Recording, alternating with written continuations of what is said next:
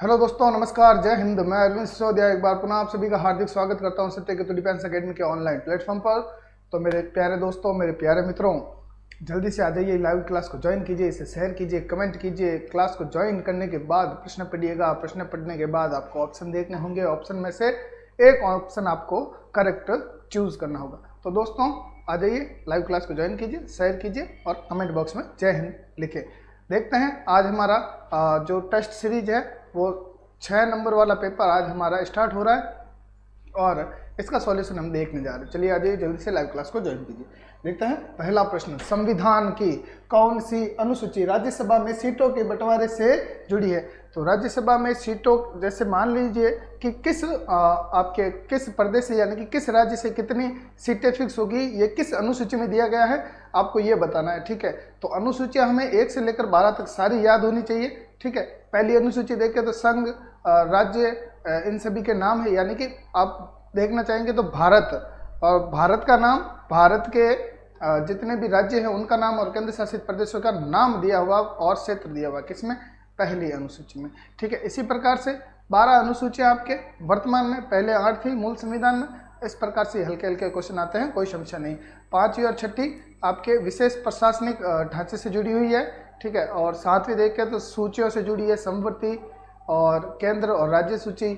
8वीं देखी जाए तो भाषाओं से जुड़ी है। 9वीं जुड़ी है आपके भूमि सुधार से, फिर दल बदल। 10वीं, 11वीं पंचायती राज, 12वीं नगरीय प्रशासन।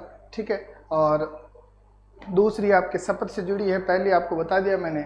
और तीसरी आपकी जुड़ी है वेतन एवं भत्तों से। और तो अब बच्ची कौन सी बच्ची? चौथी बच्ची है, तो चौथी हमारे किससे संबंधित हो जाएगी, देखते हैं। चलिए आ जाइए दोस्तों, लाइव क्लास को ज्वाइन कीजिए, शेयर कीजिए, कमेंट कीजिए। जय हिंद। समदर सिंह जी चौपासनी हमारे साथ जुड़ चुके हैं। ठीक है, आ जाइए। तो हम देखेंगे दोस्तों क्या है पहली अनुसूची। तो केंद्र व राज्यों के नाम मिलेंगे इसमें है ना, यानी कि केंद्र शासित प्रदेश और भारत के जितने भी राज्य हैं उन सभी के नाम इसमें मिलेंगे। 8वीं अनुसूची देखी जाए तो भाषा से संबंधित है, भाषा से संबंधित है। ठीक है, 9वीं अनुसूची देखी जाए तो 8वीं के बाद 9वीं आ जाएगी आपके भूमि सुधार से। किससे आ जाएगी? भूमि सुधार से। ठीक है, फिर देखेंगे लास्ट चौथी में है राज्यसभा में सीटों का बंटवारा, है ना, सीटों का बंटवारा। तो इस प्रकार से आपको क्या करना है कि सारी सूचियां याद होनी चाहिए। उस तरीके से आप सभी सूचियों का आंसर एकदम निकालकर अपना उचित उत्तर ले सकते हैं और 2 नंबर आप अपने जोड़ सकते हैं अपने एग्जाम में। ठीक है, तो ये याद होना चाहिए। सूचियों से संबंधित एक सवाल आपको अवश्य रूप से मिलेगा। तो देख लीजिए, आ जाइए, पहले का डी आंसर है, बिल्कुल करेक्ट है। ठीक है, अचल सिंह जी, सौरभ नेगी, समदर सिंह जी। ठीक है, आ जाइए।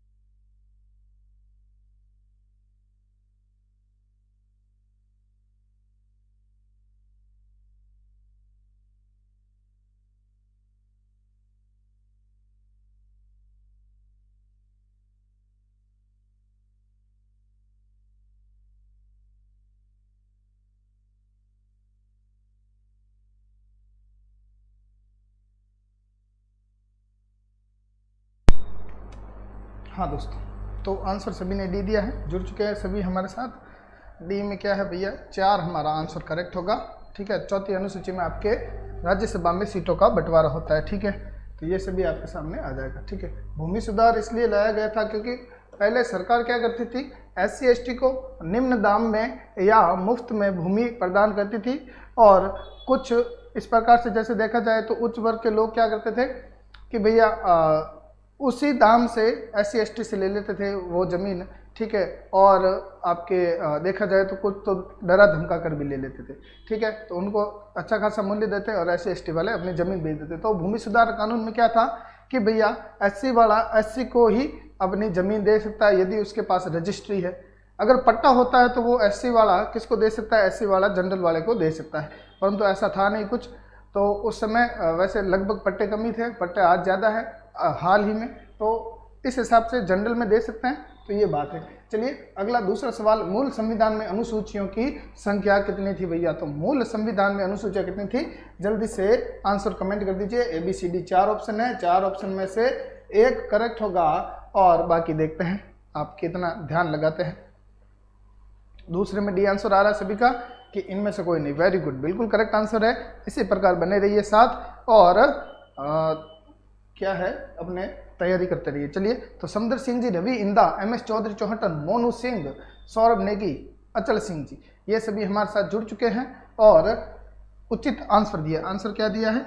इनमें से कोई नहीं। इनमें से कोई नहीं का मतलब क्या है कि मूल संविधान में जब संविधान बना था, जो मूल संविधान की पुस्तक है, ठीक है, संविधान की जो मूल पुस्तक है उसमें अनुसूचियों की संख्या कितनी थी? तो भैया 8 थी। ठीक है, कितनी थी? 8 अनुसूचियाँ थी। उसके बाद में 4 और जोड़ दी गई। 4 जोड़ने के बाद क्या हुआ था भैया कि वर्तमान में आपके हो गई 12।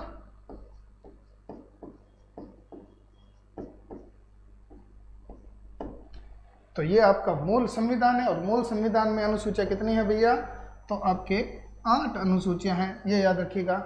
ठीक है, करेक्ट आंसर हो गया। चलिए अगला देखते हैं प्रश्न। 2 प्रश्न हो चुके हैं हमारे और उचित आंसर दिया। Very good. इसी प्रकार से एक्टिव रहिए तो प्रश्न आप आराम से कर सकते हैं। तीसरा प्रश्न देखिए, राज्यसभा का पदेन सभापति, मोस्ट इंपॉर्टेंट, यदि सबसे अच्छा इंपॉर्टेंट कोई सवाल है तो ये है। ठीक है, राज्यसभा का पदेन यानी कि राज्यसभा का स्थायी जो अध्यक्ष है वो किसे कहा जाता है, सभापति किसे कहा जाता है, ये पूछा है। लोकसभा में तो हमें पता है कौन होता है, लोकसभा अध्यक्ष होता है, परंतु राज्यसभा का अध्यक्ष कौन होता है या राज्यसभा का सभापति कौन होता है? आपको हालांकि सभापति ही मिलेगा 100%। प्रश्न क्या मिलेगा? राज्यसभा का सभापति कौन होता है? ऑप्शन होंगे, उपराष्ट्रपति बिल्कुल होगा, राष्ट्रपति होगा, राज्यसभा अध्यक्ष ये भी होगा, क्योंकि ये इसलिए होगा क्योंकि हम लोकसभा अध्यक्ष पढ़ते हैं तो राज्यसभा अध्यक्ष भी हमें मिलेगा। एक आपके प्रधानमंत्री भी होगा, इसमें से लिखा हुआ इसमें से कोई नहीं, परंतु आपको प्रधानमंत्री उचित रूप से मिलेगा। अब बता दीजिए। ठीक है, ABCD 4 ऑप्शन है, देखते हैं आंसर ए आ रहा है। Very good.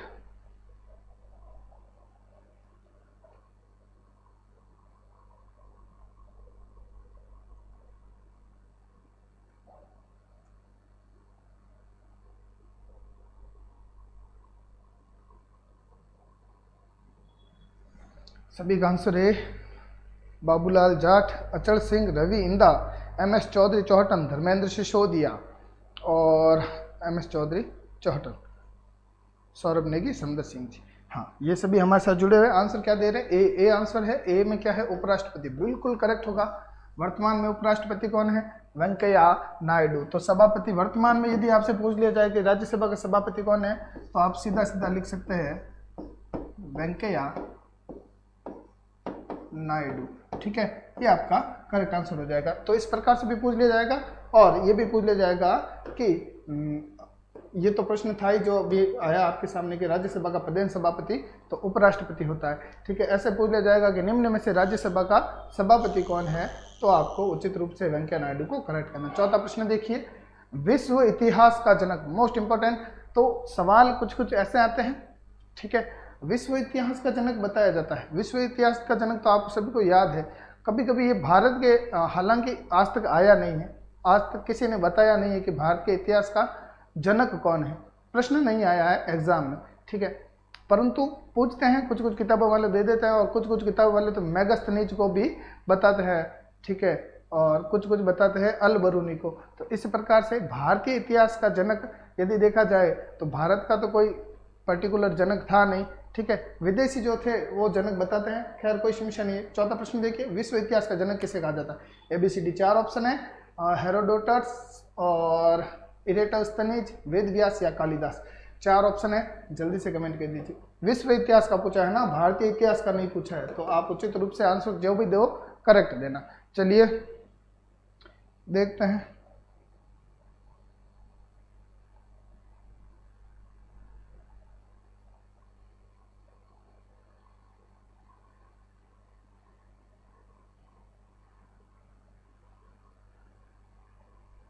ये आंसर आ रहा है चौथे में किस किस का, तो आपके आ रहा है धर्मेंद्र सिसोदिया, MS चौधरी चौटन, समदर सिंह, रवि इंदा, सौरभ नेगी और बाबूलाल जाट। इन सभी का आंसर है अनुज कुमार। इनका भी आंसर क्या आ रहा है? ए, समदर सिंह जी। वापस ए आंसर दिया है हेरोडोटस। वेरी गुड, बिल्कुल करेक्ट आंसर है। ये लीजिए भैया, उचित आंसर दिया है, वेरी गुड, बिल्कुल सही आंसर दिया है। विश्व इतिहास का जनक तो आपके हेरोडोटस कहलाएगा। अगला सवाल देखिएगा। इतिहास में यदि पहला सवाल ही बनता तो यही बनता कि इतिहास का जनक किसे कहा जाता है। यदि विश्व ना लिखा जाए तो इतिहास का जनक पूछ लिया जाएगा। उसमें आप कंफ्यूजन मत होना कि भारत का पूछ रहे हैं या विश्व का पूछ रहे हैं, वो विश्व का ही पूछेंगे। यदि भारत का पूछना होगा तो वो भारत अवश्य रूप से आगे लिखेंगे। अगला सवाल देखिएगा दोस्तों। तो मित्रों देखिए, सिंधु सभ्यता थी, सिंधु सभ्यता कैसी थी? मातृ सत्तात्मक थी, पितृ सत्तात्मक थी, लोह युगीन थी या कोई नहीं? तो लोहे की उत्पत्ति वहां पर नहीं मानी जाती है, ठीक है। पितृ सत्तात्मक थी नहीं, मातृ सत्तात्मक थी। महिलाओं को उचित रूप से दर्जा था, क्या था भैया? महिलाओं को उचित रूप से दर्जा था, तो मातृ सत्तात्मक हमारे हो जाएगी सिंधु सभ्यता। उचित रूप से याद रखिएगा, ये आपके क्या होगा भैया? करेक्ट आंसर होगा। और लोह युगीन की जगह कांस्य युगीन सभ्यता थी। कैसी थी? कांस्य युगीन या ताम्र युगीन सभ्यता, ठीक है। तो तांबा, कांसा और टीन, ठीक है। इस प्रकार से आपके आंसर करेक्ट तो ये हो जाएगा, मात्र सत्तात्मक आंसर हो गया करेक्ट। लोह युगीन थी नहीं, लोहे का आविष्कार उस समय नहीं हुआ था, लोहे की खोज नहीं हुई थी। आंसर क्या आ रहा है? ए आंसर आ रहा सभी का, वेरी गुड। इसी तरह बने रहिए साथ। उचित रूप से आपने करेक्ट आंसर दिया है, कोई समस्या नहीं है। Okay done. आंसर ये आ रहा, बाबूलाल जाट, सौरभ नेगी, अचल सिंह, धर्मेंद्र सिसोदिया, रवि इंदा बैड़वा, MS चौधरी चौहटन, समदर सिंह चौपासनी और अनुज कुमार, ये सभी हमारे साथ जुड़े हुए हैं और करेक्ट आंसर दिया। अगला सवाल देखिएगा, ठीक है। और एक ये भी आता, सिंधु सभ्यता थी, यदि मान लीजिए कि इसमें से मातृ सत्तात्मक की जगह आपकी क्या होता? आद्य ऐतिहासिक होता, तो आद्य ऐतिहासिक सभ्यता थी कौन सी? सिंधु सभ्यता। आद्य ऐतिहासिक में क्या होता है दोस्तों? आद्य ऐतिहासिक वो होता है कि हमें लिखित प्रमाण तो मिले हैं परंतु हम पढ़ नहीं पाए, ठीक है। देखो, ऐतिहासिक, आद्य ऐतिहासिक, प्राग ऐतिहासिक, 3 प्रकार से बांटा हुआ है। तो दोस्तों आद्य ऐतिहासिक में क्या होता है? पहले तो हम देखेंगे प्राग ऐतिहासिक में। तो प्राग ऐतिहासिक में क्या था? कोई उचित रूप से लिखित प्रमाण नहीं मिले, ठीक है, तो वो आपके प्राग ऐतिहासिक हो गया। फिर आद्य ऐतिहासिक में देखेंगे तो लिखित प्रमाण मिले परंतु हम पढ़ नहीं सके। तो सिंधु सभ्यता में जो भी मिला हम पढ़ थोड़ी नहीं सके, उनकी लिपि अलग थी, ठीक है, हम पढ़ नहीं पाए। फिर आता है ऐतिहासिक। ऐतिहासिक वो है जिसमें लिखित प्रमाण भी मिले हैं और हमने पढ़ भी लिया और आज तक पढ़ रहे हैं और उसी की वजह से हम एग्जाम दे रहे हैं। चलिए, सिंधु सभ्यता थी, कौन सी थी? मातृ सत्तात्मक और आद्य ऐतिहासिक, ये याद रखिएगा। अगला सवाल देखिए, 6 नंबर, क्या पूछा गया? भारतीय संगीत का जनक, ठीक है। तो भारतीय संगीत का जनक किस वेद को कहा जाता है? 3 वेद दे दिए, 1 पुराण दे दिया, ठीक है। इसमें से जल्दी से कमेंट कीजिए, ठीक है। तो ऋग्वेद देवीय स्तुतियों वाला वेद, ठीक है। ऋग्वेद में क्या होता था? देवताओं की स्तुतियां, यानी कि देवों को याद करने के मंत्र वगैरह उच्चारण किए जाते थे ऋग्वेद में। मत्स्य पुराण, ये पुराणों से संबंधित है, पुराण 18 है, ठीक है, याद रखिएगा। फिर यजुर्वेद, तो गद्य पद्य वाला वेद हो गया आपके यजुर्वेद। कौन सा वेद हो गया? गद्य एवं पद्य वाला वेद हो गया यजुर्वेद। सामवेद, सामवेद करेक्ट आंसर होगा। क्यों होगा भैया? क्योंकि 7 स्वरों का वर्णन हमें कहाँ से मिलता है। अगर ऐसा नहीं आएगा सवाल तो क्या पूछा जाएगा कि 7 स्वरों का वर्णन किस वेद में मिलता? तो 7 स्वरों का वर्णन हमें मिलता है सामवेद में। या ऐसे भी पूछ ले, सारे गा मा पा धा नि सा किस वेद से मिला, ठीक है। तो सवाल थोड़ा सा घुमा सकते हैं और इसी प्रकार से घुमाएंगे, ठीक है, और तो कोई तरीका है नहीं। तो इस प्रकार से सवाल आएगा, सामवेद हमारा करेक्ट आंसर होगा। मुझे जहाँ तक उम्मीद है आप सभी ने डी आंसर दिया होगा, ठीक है। तो भारतीय संगीत का जनक सामवेद, ये याद रखेगा। और सामवेद किसका पार्ट है भैया, तो सामवेद पार्ट है ऋग्वेद का। सामवेद किसका पार्ट है, ऋग्वेद का पार्ट है। अब भैया बात क्या आती, बात ये आती है दोस्तों कि ऋग्वेद में कुछ ऐसे मंत्र थे जो गाए जा सकते थे। हालांकि मंत्र तो पढ़े जाते हैं, मंत्र पढ़े जाते हैं, मंत्र बोले जाते हैं। हम जो आप देखो कोई ब्याह में पंडित जी मंत्र गावे, आप फेरा खाओ जिन टाइम पंडित जी गाए करे मंत्र गाया करे, तो वे मंत्र गावना वे सामवेद में जाता है। तो ऋग्वेद का ही पार्ट था सामवेद, ऋग्वेद को पृथक करके सामवेद बनाया गया। ये आपका आंसर डी करेक्ट होगा। चलिए वेरी गुड, आगे बढ़िए। प्रश्न 6 हो गया है, 7वां देख लीजिए भैया। 7वां सवाल है, पानीपत की पहली लड़ाई में पराजय किसकी हुई थी। इंपॉर्टेंट सवाल, यहीं से आपके मुगल सत्ता प्रारंभ हुई थी। यदि मुगल सत्ता प्रारंभ पूछे तो पानीपत का प्रथम युद्ध था। सन बता दीजिए, डेट फटाफट कमेंट कर दीजिए, 1 सेकंड का भी समय नहीं लिखना चाहिए, डेट फटाफट कमेंट कर दीजिए। मोहम्मद गौरी की लड़ाई किसके साथ हुई थी, ये भी आपको कमेंट करना है, ठीक है। बाबर और इब्राहिम लोदी, इन दोनों के मध्य आपके देख लो, चलो इसी में सारा आगे है, ठीक है। तो बाबर और इब्राहिम लोदी, पानीपत की लड़ाई, ठीक है। मोहम्मद गौरी और पृथ्वीराज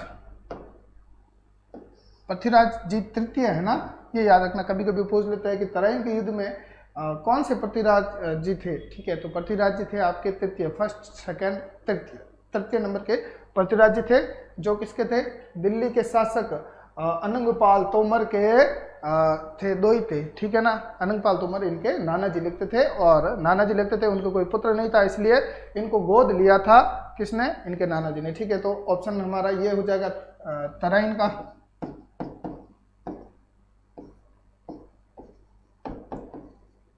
प्रथम व द्वितीय युद्ध, ठीक है। प्रथम में आपके पृथ्वीराज विजय हो गए थे, द्वितीय में आपकी मोहम्मद गौरी विजय हो गया था। इसमें देखा जाए तो हमारा करेक्ट आंसर क्या होगा, पानीपत की प्रथम लड़ाई में पराजय किसकी हुई थी, तो इब्राहिम लोदी की हुई थी। आंसर हमारा ये करेक्ट होगा, ठीक है। देखते हैं आप सभी का ऑप्शन क्या है। 1526 Babulal Jat, very good. MS Chaudhary Chohtan, Babar और Ibrahim Lodi 1526, very good very good very good, बिल्कुल। रवि इंदा, लूणाराम जानी, समदर सिंह, सौरभ नेगी और MS चौधरी चौहटन, अनुज कुमार, ठीक है। और हमारे साथ जुड़े हैं लूणाराम जी, बाबूलाल जी, ठीक है, ओके। अचल सिंह जी, हाँ करेक्ट आंसर दिया, वेरी गुड, ठीक है। तो इनकी डेट भी देख लेते हैं। पानीपत का प्रथम 1191, द्वितीय 1192, पानीपत की लड़ाई, ठीक है। तराइन वाला ये हो गया। पानीपत का युद्ध आपके 1526 में है, 1526 ईस्वी में पानीपत का, 27 में खानवा का, ठीक है। पानी पिया, खाना खाया, फिर पचहित गयो, चंदेरी का। अगला सवाल देखिए, 8वां, रजत क्रांति किससे संबंधित है। अच्छा सवाल है, ठीक है। तो कृषि एवं पशुपालन से संबंधित ये टॉपिक है आपका। ये टॉपिक किस में आता है, कृषि एवं पशुपालन में, ठीक है। तो रजत क्रांति किससे संबंधित है। रजत क्रांति आपके अंडा उत्पादन से, तिलहन उत्पादन से, दूध उत्पादन से या फल उत्पादन से। जल्दी से कमेंट कर दीजिए, 1 सेकंड का समय नहीं लगना चाहिए, ठीक है। और कमेंट आप ये भी करोगे कि तिलहन उत्पादन किससे संबंधित है, वो कौन सी क्रांति कहलाएगी, दूध वाली कौन सी कहलाएगी, फल वाली कौन सी कहलाएगी, ठीक है। दूध वाली देखेंगे सबसे पहले तो दूध वाली है आपके श्वेत क्रांति। हालांकि यदि हमें ये क्रांतियां याद नहीं होती ना दोस्तों, तो हम उस चीज का कलर देख लेंगे। अब अगर हम ओरिजिनल देसी अंडा देखें तो देसी अंडा किस प्रकार, मतलब लाल माटी यानी अड़ो दिखेगा, देसी अंडो लाल कलर दिखेगा। तो यानी रजत हम कह सकते हैं, मतलब एक ऐसा थोड़ा सिल्वर कलर सा हमें क्या दिखता है, अंडा दिखता है। तो रजत क्रांति अंडे से हो गई। दूध श्वेत क्रांति थी, इसमें ऑपरेशन फ्लड नामक जो था वो आपके श्वेत क्रांति से संबंधित था। क्या था, ऑपरेशन फ्लड।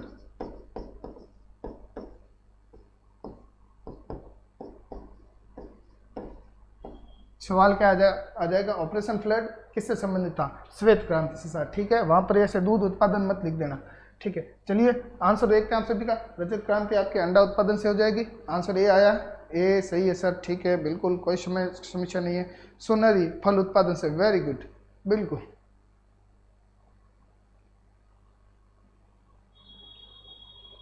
ठीक है, आ जाइए।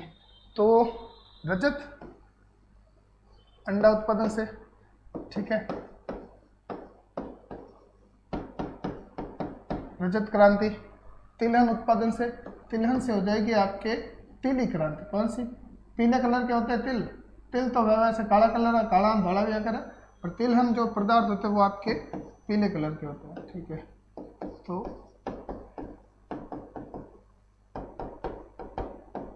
पीली क्रांति। फल उत्पादन स्वर्ण क्रांति, या हम इसे क्या कह सकते हैं, हाँ स्वर्ण क्रांति ही कहा जाएगा इसे, ठीक है, ओके, सुनहरी या स्वर्ण, ठीक है।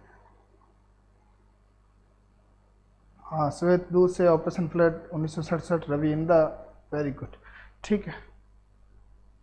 ये आपके सुनहरी क्रांति। तो सारे सवाल पढ़िएगा, आंसर उचित रूप से दीजिएगा। चलिए अगला सवाल देखिएगा, 8वां हो गया। 9वां सवाल देखते हैं।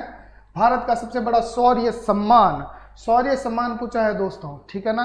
भारत का सबसे बड़ा सम्मान पूछा जाए, यदि किसी आम नागरिक को या कोई ऐसा नागरिक हो जिसने उत्कृष्ट कार्य किया हो, तो उसका जो सबसे बड़ा सम्मान होगा भारत का, वो भारत रत्न होगा। परंतु भारत का सबसे बड़ा सम्मान शौर्य सम्मान पूछा है, ठीक है। तो शौर्य के मामले में, वीरता के मामले में सबसे बड़ा सम्मान कौन सा है? जल्दी से कमेंट कर दीजिए। भारत रत्न है, परमवीर चक्र है, अशोक चक्र, या इनमें से कोई नहीं? जल्दी से कमेंट कीजिएगा दोस्तों, समय कम है हमारे पास, ठीक है, और सवाल अभी काफी पड़े, ठीक है। तो उत्तर डायरेक्ट दे देते हैं, वर्गीज कुरियन, वेरी गुड। हाँ, इसी प्रकार से आंसर दीजिएगा। तो परमवीर चक्र भारत का सबसे बड़ा शौर्य सम्मान है। कैसा सम्मान है भैया?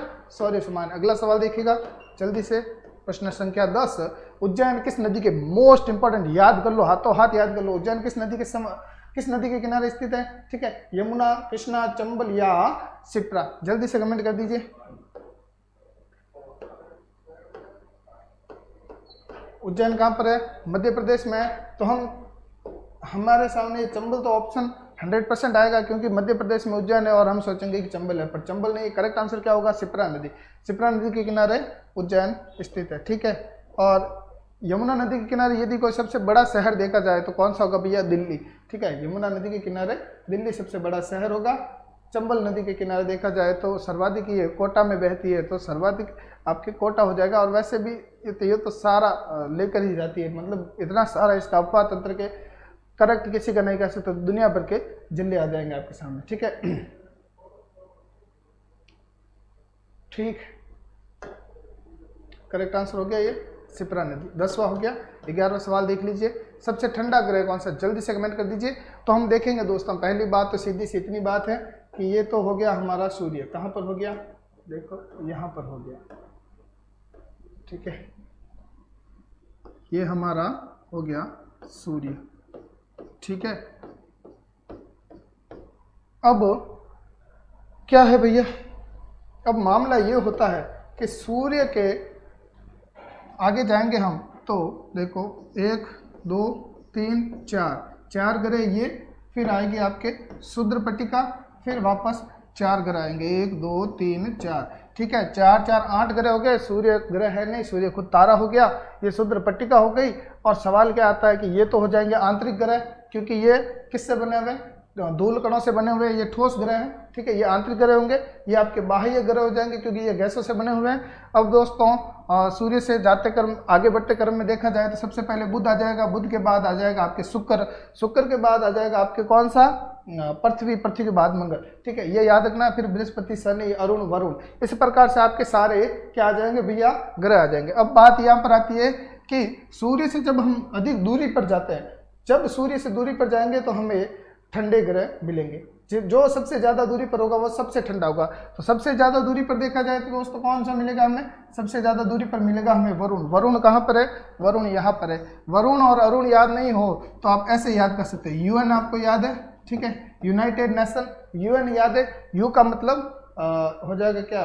यूरेनस, और एन का मतलब हो जाएगा नेपच्यून। तो यूरेनस अरुण और नेपच्यून वरुण, इस प्रकार से आप याद कर सकते हैं, ठीक है। ये हो गया और यदि इसमें देखा जाए, अब मैंने क्या कहा था, सूर्य से बढ़ते क्रम में, अब मान लीजिए कि सूर्य से नजदीक आ रहे हैं तो बुध कभी गर्म ग्रह नहीं होगा, बुध आपके सर्वाधिक तापांतर वाला ग्रह होगा। तापांतर मतलब दिन में अधिक गर्मी, रात में अधिक सर्दी। ये सर्वाधिक तापांतर वाला कौन सा है, तो आपके बुध होगा। और शुक्र सबसे गर्म ग्रह है, ये याद रखिएगा। चलिए, ये हो गया आपका आंसर, वरुण आपका करेक्ट आंसर है। और जहां तक मुझे उम्मीद है आप सभी ने करेक्ट आंसर कमेंट किया होगा। अरुण मत कर देना, वरुण याद रखना, ठीक है। अगला सवाल ठंडा ही पूछा था ना, एक मिनट, हाँ ठंडा ही पूछा था। चलिए अगला सवाल है आपके 12वां, सबसे बड़ा उपग्रह। सबसे बड़ा उपग्रह कौन सा, फटाफट कमेंट कर दीजिए, ठीक है। तो हम वापस उस प्रकार से देखेंगे किसको, देखो सूर्य, सूर्य के बाद क्या आता है, सूर्य के बाद आएगा बुध। तो बुध का कोई ग्रह नहीं, बुध और शुक्र, सूर्य के बाद जो 2 ग्रह आते हैं, बुध और शुक्र, पहले बुध आएगा फिर शुक्र आएगा। तो बुध और शुक्र के कोई ग्रह नहीं। फिर आता पृथ्वी, पृथ्वी से आपके उपग्रह स्टार्ट होते हैं। पृथ्वी से क्या होते हैं भैया, उपग्रह स्टार्ट होते हैं। तो पृथ्वी का एकमात्र प्राकृतिक उपग्रह कौन सा है, तो प्राकृतिक उपग्रह आपका चंद्रमा है। पृथ्वी के बाद मंगल, फोबोस और डीमोस, ठीक है। और उसके बाद आपको मिलेगा बृहस्पति, ठीक है, बृहस्पति, बृहस्पति के बाद शनि, शनि के बाद, शनि का सबसे बड़ा देखा जाए तो टाइटन हो जाएगा, बृहस्पति का सबसे बड़ा देखा जाए तो गैनीमेड हो जाएगा, ठीक है। और फिर अरुण, वरुण। तो हम देखेंगे दोस्तों आंसर हमारा करेक्ट क्या होगा, करेक्ट हमारा आंसर होगा गैनीमेड। गैनीमेड क्या है भैया, उपग्रह है। बाकी आपके क्या, ये भी उपग्रह ही है, और ये आपके ग्रह है, ये आपके ग्रह, बुध और बृहस्पति ग्रह है। गैनीमेड किसका उपग्रह है, तो गैनीमेड आपके बृहस्पति का उपग्रह, यानी कि सबसे बड़ा उपग्रह कौन सा है, बृहस्पति का उपग्रह, ठीक है। गैनीमेड बृहस्पति का उपग्रह है, और ये सौरमंडल का सबसे बड़ा उपग्रह है। फोबोस आपके, फोबोस और डीमोस मंगल के उपग्रह हैं, बुध का कोई उपग्रह नहीं है, याद रखिएगा, ठीक है। तो आपके करेक्ट आंसर क्या हो जाएगा, गैनीमेड। चलिए, फोबोस सबसे बड़ा मंगल का, और सबसे छोटा आपके हो जाएगा डीमोस, ठीक है। तो ये हो गए आपके आंसर, ठीक है। चलिए अगला सवाल देखिए, 3 मिनट मात्र शेष बचे और 3 सवाल बच गए हमारे पास। 3 सवाल देखेंगे हम। राष्ट्रीय युवा दिवस, फटाफट कमेंट कर दीजिए और मुझे ये बताना कि राष्ट्रीय युवा दिवस किसके नेतृत्व में मनाया जाता है, मतलब किसकी स्मृति पर राष्ट्रीय युवा दिवस मनाया जाता है, किनके तर्ज पर राष्ट्रीय युवा दिवस मनाया जाता है, आपको ये कमेंट करना है। यहाँ पर मैं आंसर अपने आप देख लूंगा, अपने आप बता दूंगा, आपको कोई समस्या नहीं है, ये मेरा काम है। आपका काम क्या है कि राष्ट्रीय युवा दिवस किसके लिए मनाया जाता है, किसके नेतृत्व में मनाया जाता है, ये याद रखना। तो वो आप कमेंट कर दीजिए, बाकी यहाँ से मैं आंसर निकाल दूंगा आपके। तो राष्ट्रीय युवा दिवस 15 जनवरी, 12 अगस्त, 12 जनवरी या 10 अगस्त, जल्दी से कमेंट कर दीजिए। देखते हैं आप सभी का कमेंट, और काफ़ी देर हुई कमेंट मैंने देखे ही नहीं आप सभी के।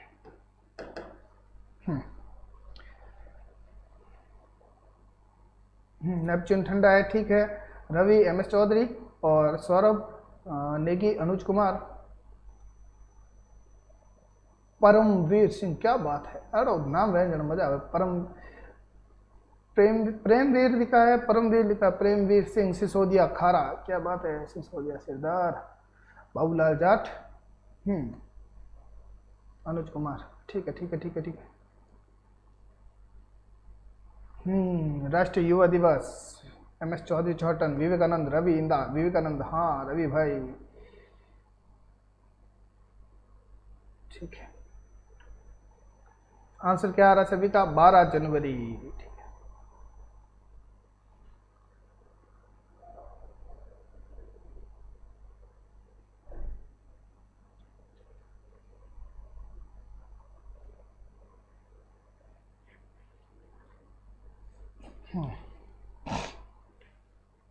चलिए आंसर देखते हैं।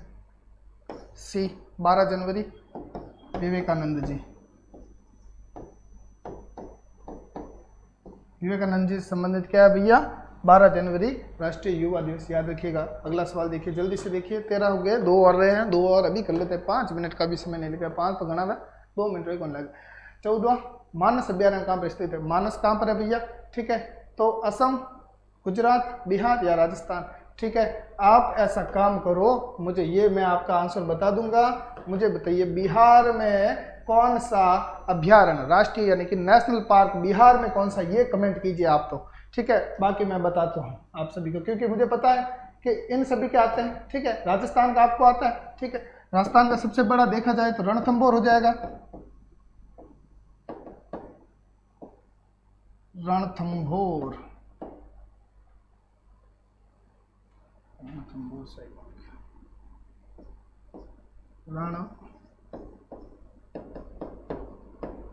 रणथंभौर अभ्यारण्य, ठीक है। गुजरात का देखा जाए सबसे बड़ा तो गिर अभ्यारण्य, ठीक है, शेरों के लिए प्रसिद्ध है, सफेद शेरों के लिए,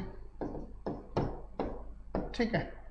असम का देखा जाए तो मानस हो जाएगा, एक तो मानस और काजीरंगा नेशनल पार्क आपके असम के हो जाएंगे। बिहार का मुझे जल्दी से कमेंट कर दीजिए आप, देखते हैं आप सभी का आंसर।